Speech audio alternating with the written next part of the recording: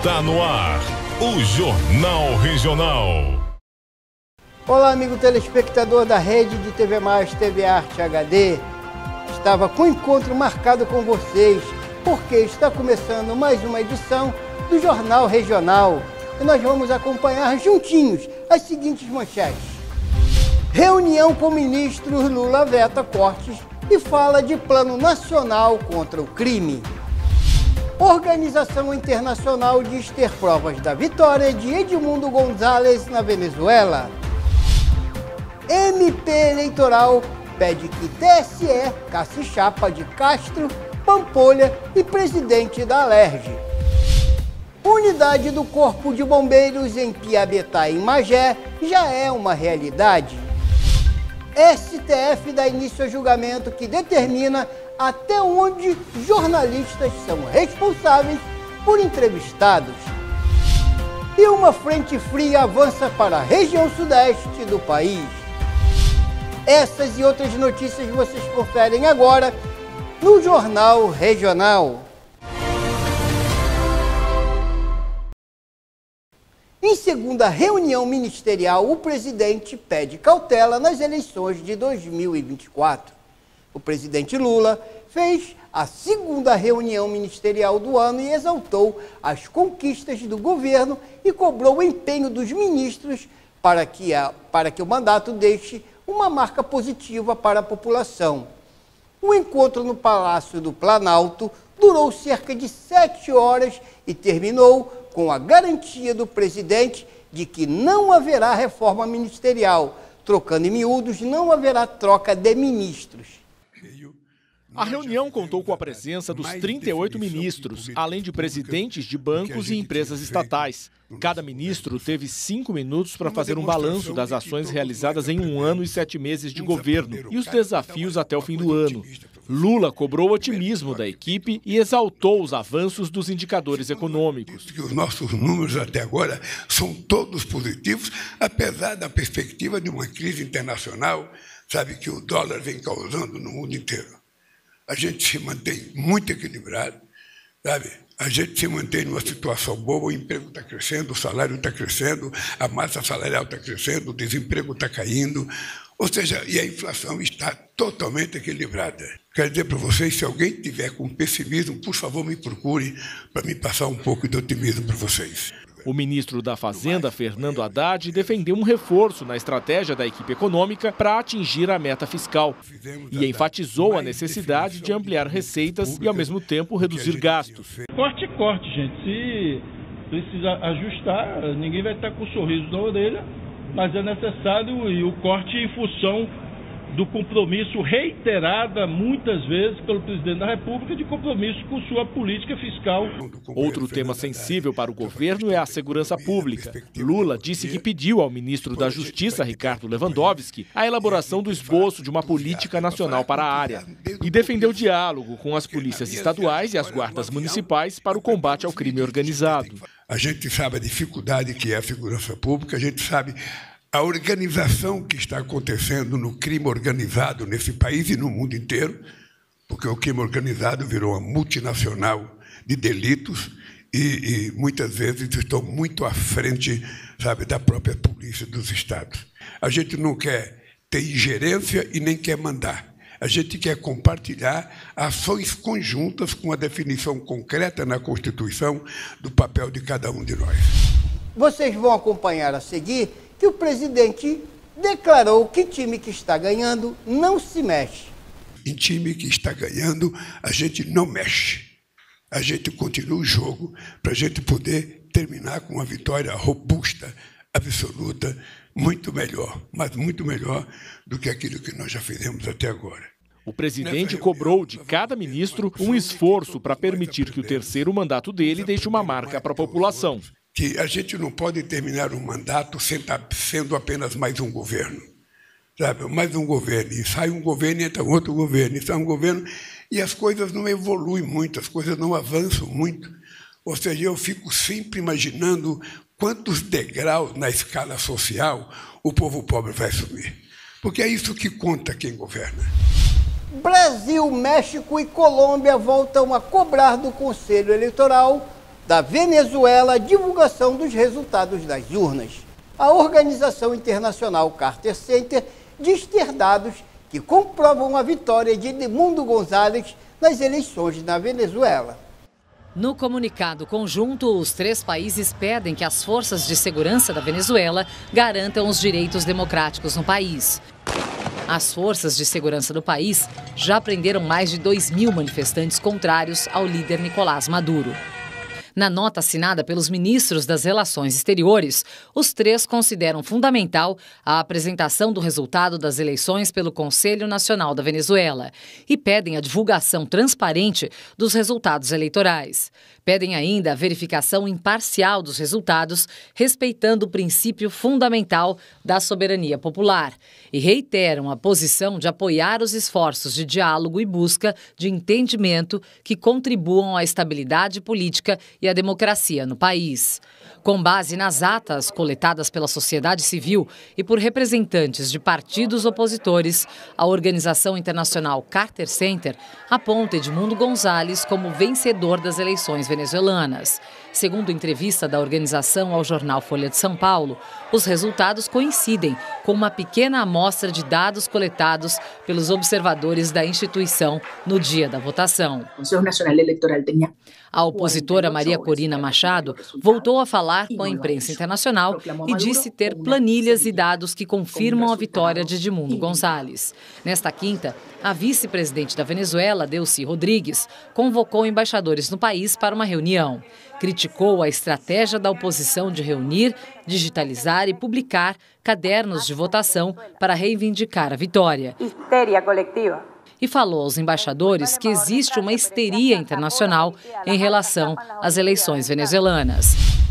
No Brasil, o Senado cobra um posicionamento do país sobre a Venezuela.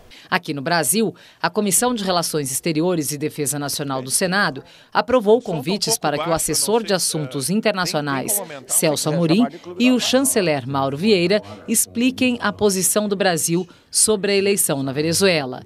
Eles não são obrigados a comparecer. Ainda não há uma data para a oitiva.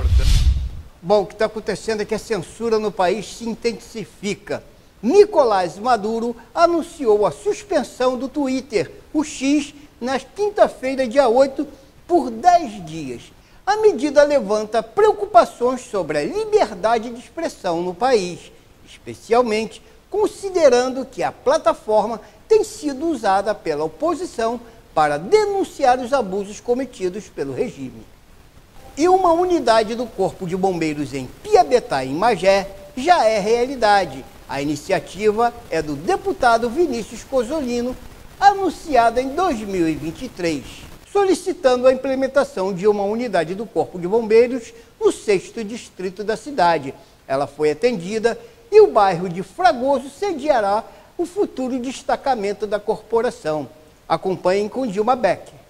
O governador Cláudio Castro lançou na quarta-feira, dia 7, a pedra fundamental para a instalação do quartel. A unidade vai reforçar o trabalho feito pelo 2º Grupamento de Socorro Florestal e Meio Ambiente, nas localidades de Piabetá, Fragoso, Raiz da Serra e Pau Grande.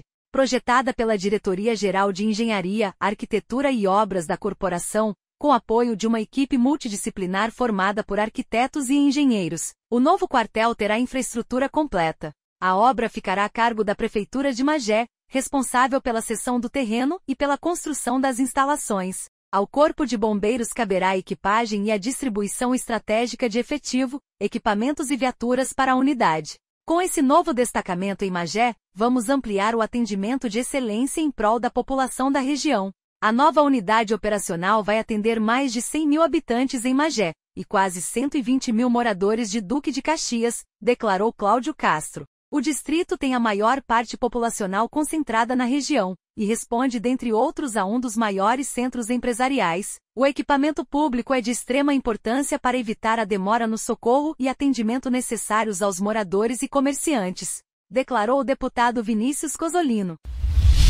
Com essa medida, o tempo de resposta em caso de emergência será significadamente reduzido, o que poderá salvar vidas e minimizar os danos causados por incêndio, acidentes e outras ocorrências, além de estimular o desenvolvimento econômico, pois empresários e investidores podem se sentir mais seguros ao investir em uma região que conta com um serviço de emergência eficiente e, acima de tudo, de qualidade.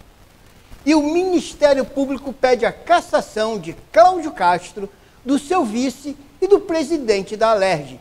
Notícia que vocês vão acompanhar com Rodrigo Amorim.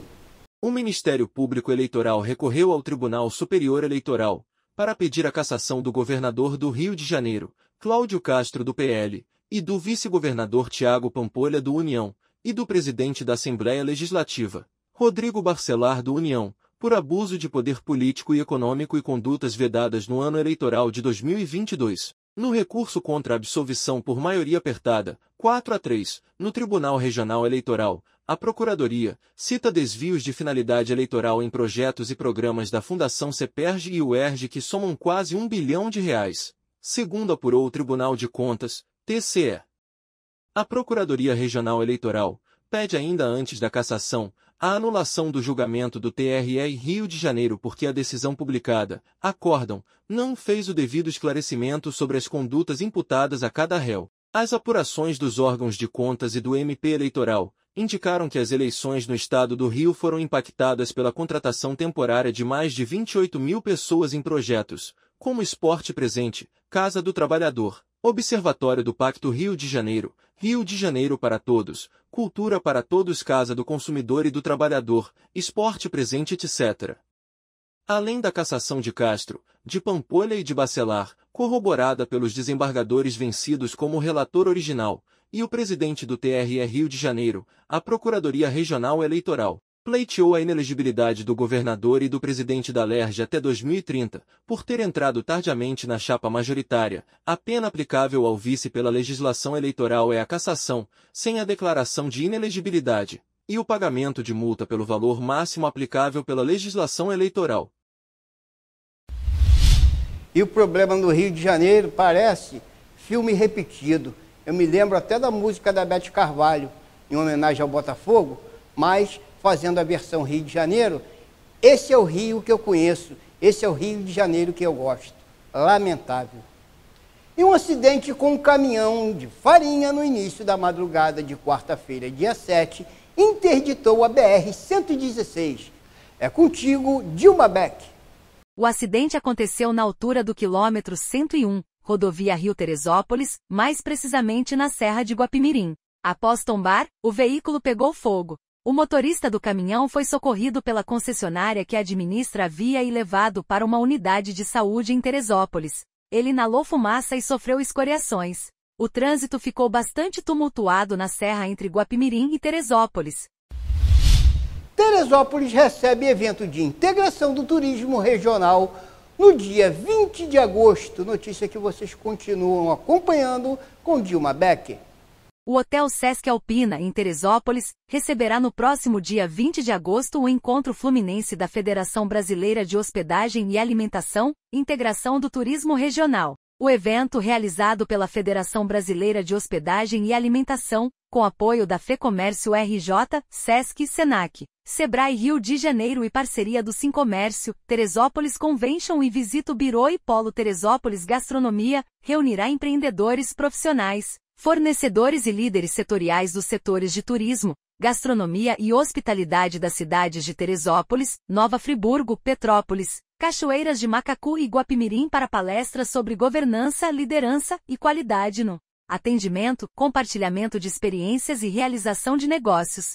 A programação contará com temas técnicos e motivacionais, atualizações jurídicas e legislativas, apresentação de produtos para o setor de hospitalidade e alimentação, além de espaço para network e exposição de marcas regionais. O objetivo é fortalecer o segmento de turismo, hospedagem e alimentação através da qualificação profissional e da criação de oportunidades para novos relacionamentos comerciais. O Encontro Fluminense da Federação Brasileira de Hospedagem e Alimentação, que também acontecerá em Campos dos Goitacazes, já passou por Niterói, Petrópolis, Armação do Búzios, Nova Iguaçu e Nova Friburgo.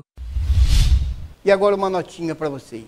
O espetáculo de circo e teatro infantil Resta 1 é atração de domingo, dia 11, desse mês, às 16 horas, no Teatro do Sesc em Teresópolis.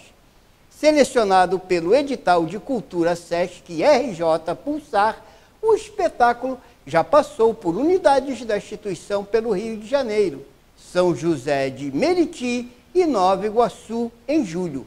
A atração encerra a temporada em Petrópolis ainda em agosto. E o melhor, a entrada é gratuita. E uma família de coatis encantou ser flagrada em Nova Friburgo. Com você, Dilma.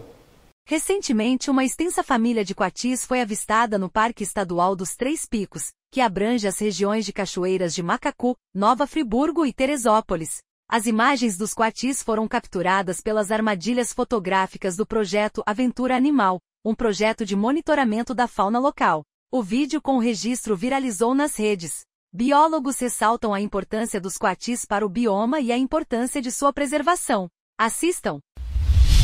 Confronto armado em Rio das Ostras termina com apreensão de drogas e munição. Notícia que vocês vão acompanhar com Rodrigo Amorim. Uma patrulha da Polícia Militar no bairro Mar do Norte, em Rio das Ostras, se deparou com um confronto armado ao abordar Alan César Santos, conhecido como Baiano, integrante da facção Comando Vermelho. Ao avistar a viatura, Alan tentou fugir, mas acabou sendo interceptado após disparos serem efetuados contra a guarnição.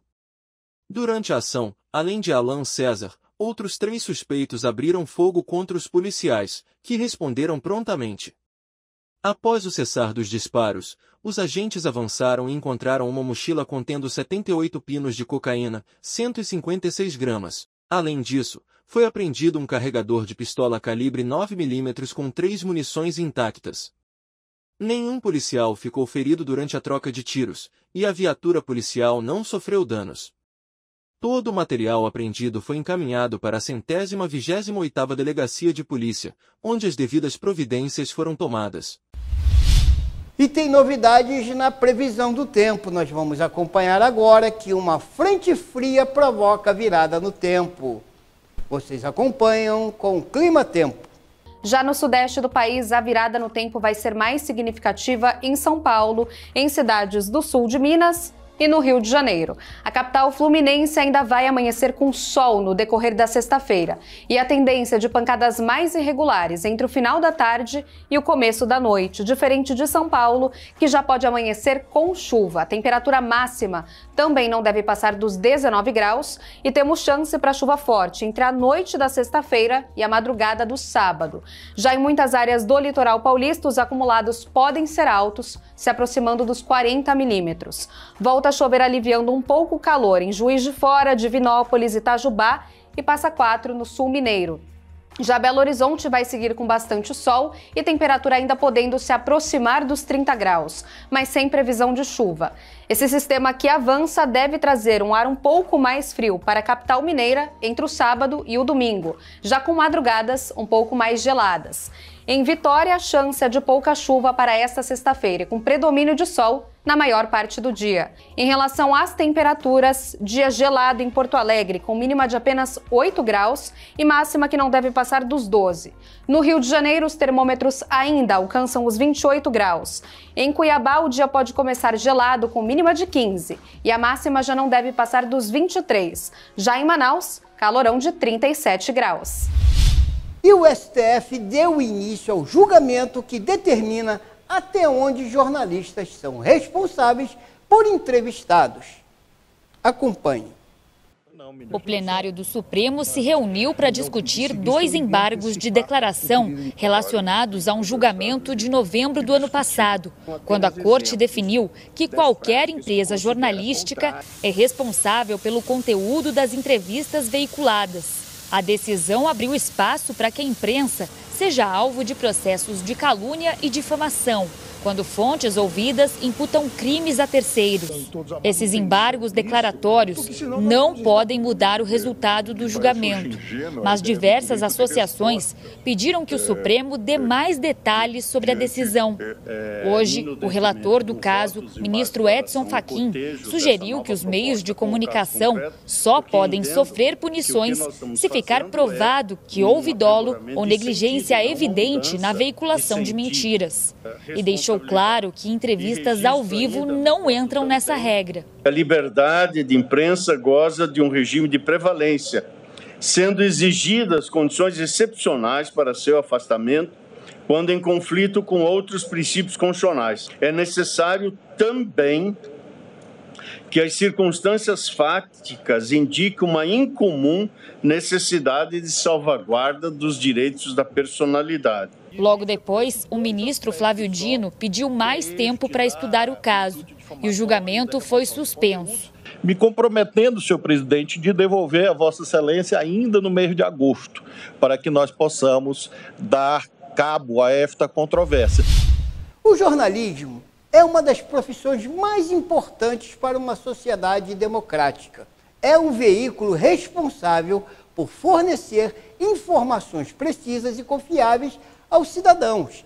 No entanto, os jornalistas podem enfrentar desafios ao exercerem suas funções, como violação de seus direitos e prerrogativas. Vale ressaltar que a Constituição estabelece que é vedada toda e qualquer censura de natureza política, ideológica e artística, diz o artigo 5º do inciso 9º da Constituição, o que significa que nenhum órgão governamental pode impedir a publicação de informações jornalísticas. A tentativa de censurar a imprensa por responsabilização de declarações de terceiros é simplesmente absurda e descabida. Fala-se tanto de democracia e respeito à Constituição. Está na hora da mais alta corte do país dar um exemplo desse respeito. Fica aí então a sugestão. E Teresópolis confirmou 5 candidatos a prefeito para as eleições desse ano. A seguir, o PL confirmou a candidatura de Alex Castelar a prefeito, com Davi Serafim, do PSD, como vice. Já o PP vem com Mário Tricano e o publicitário Rico Portilho, ambos do mesmo partido.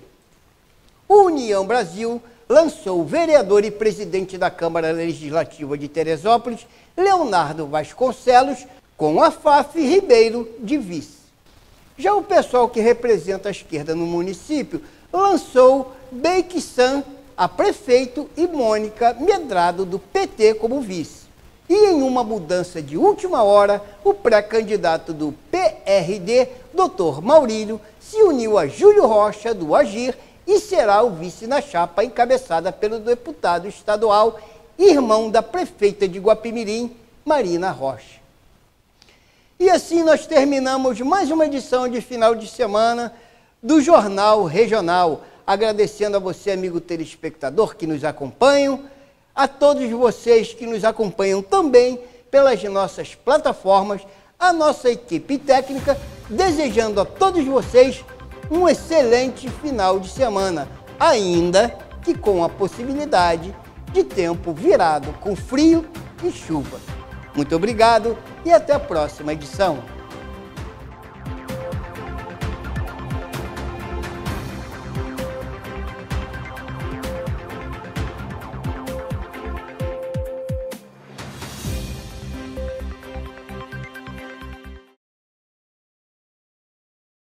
Para você, lata. Para ele, casa. Para você, pneu usado. Para ele, academia. Para você, garrafa. Para ele, maternidade. O que para você é lixo, para o mosquito da dengue é um luxo. Deixe seu quintal sempre limpo e acabe com as mordomias do Aedes aegypti.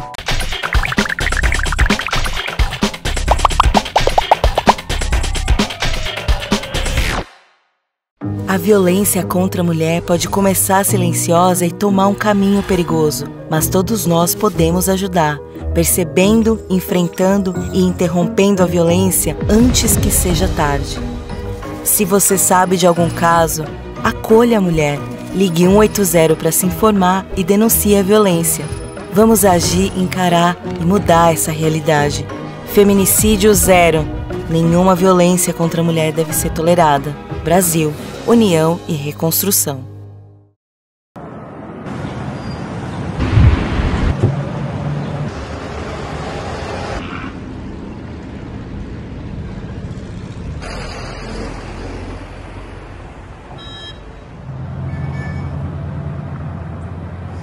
Bom dia, senhor, tudo bem? O senhor sabe o motivo da abordagem? Tava no celular, né? Isso. Vou convidar o senhor para assistir um vídeo baseado em história real, tudo bem? Certo. O senhor aceita? Você aceita? Claro, tá. Claro. Por favor.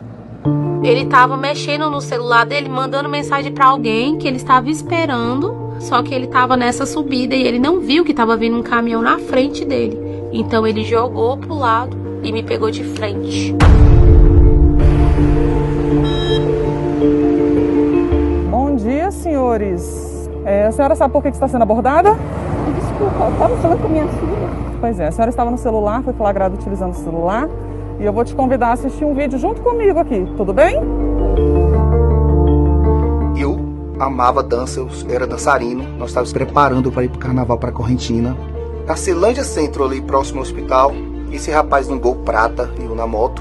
E eu vi que ele estava no telefone e ele não conseguiu girar o volante todo no retorno. Foi quando ele bateu no meu joelho, o pedaço do carro dele entrou na minha perna. A imprudência tirou a minha vida, tirou o meu modo de viver.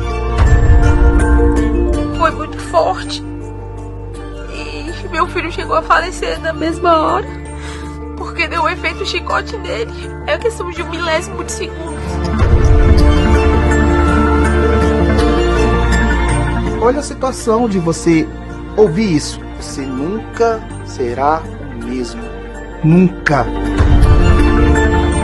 Consciência, porque às vezes você está destruindo a família. Quando envolve outras pessoas, não envolve só a pessoa, envolve todo o ciclo dela.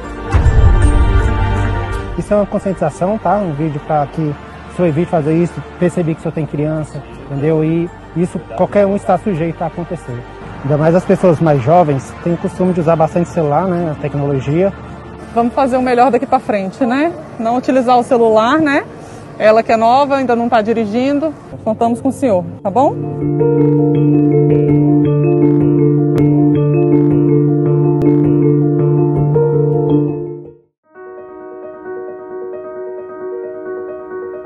Vem pra Terê.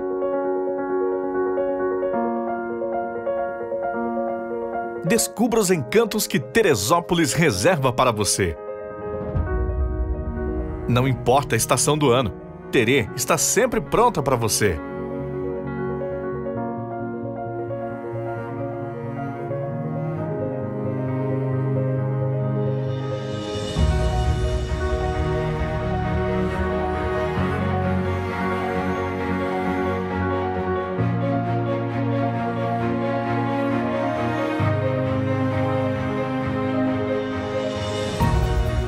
Estação Família.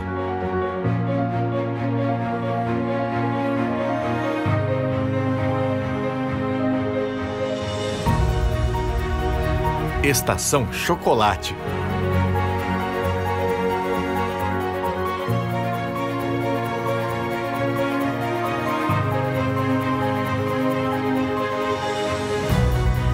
Estação Aventura, a capital nacional do montanhismo.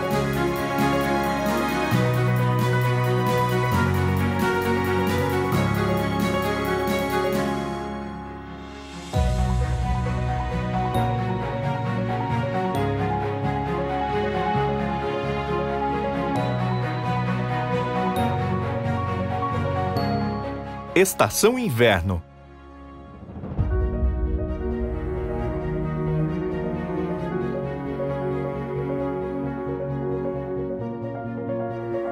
Estação Cerveja.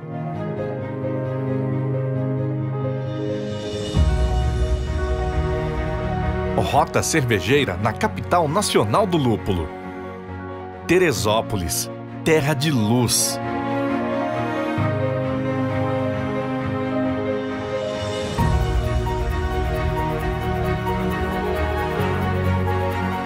Vem pra Terê, Prefeitura de Teresópolis.